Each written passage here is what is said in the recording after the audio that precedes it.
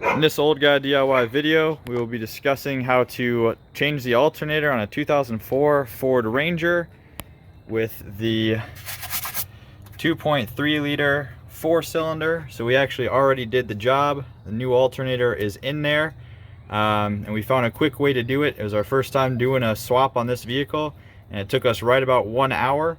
There's lots of complicated ways out there on the internet.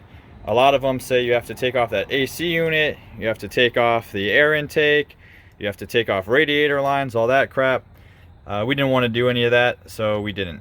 All you'll need to do this job is a 13mm, an 11mm, and an 8mm, and then also having an extension is nice.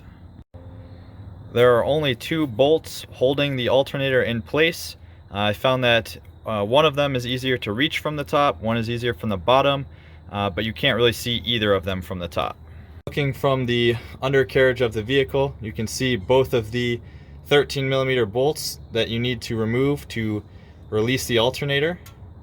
Instead of taking out the AC unit and the intake and all that, we're actually just going to come to the passenger side fender well, and we're going to manipulate the alternator in and out over there. So all that's in there is this is the main piece of fender well. And then there's a more cheap piece here, and that one is held in with these black security clips, which I removed with a needle nose. And then you have 4 8mm bolts that hold this big piece, and you just want to be able to manipulate it enough to move the alternator through it. And the 4 bolt locations are over here on the left, up here in the center, and then there are 2 over here on the right hand side.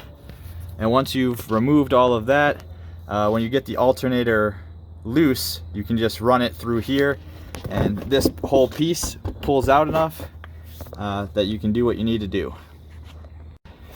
There's also this little ball sack thing, which we don't know what it is, but it is held in by 2 11mm bolts, and we removed this as well, and then kind of started with the alternator over there, moved it over this side, and then pulled it out and put the new one in.